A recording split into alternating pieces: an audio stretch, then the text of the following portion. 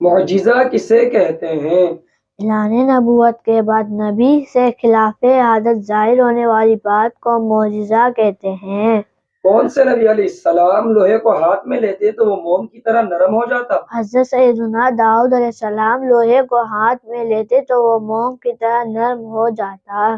کس نبی علیہ السلام کے عصا مارنے سے دریا کے درمیان راستہ بنا؟ حضرت سیدنا موسیٰ علیہ السلام کے عصا مارنے سے دریا کے درمیان راستہ بن گیا۔ کون سے نبی علیہ السلام 3 میل دور سے چیونٹی کی آواز سن کر مسکرائے؟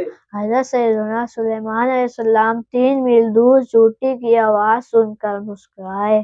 وہ جنتی اونٹنی کس نبی علیہ السلام کی تھی جو اپنی باری پر تالاب کا سارا پانی پی جاتی تھی؟ وہ جتنی اونٹی حضرت صالح علیہ السلام کی تھی جو اپنی باری پر تالاب کا سارا پانی پی جاتی تھی۔ قل هل يستوي الذين يعلمون والذين لا يعلمون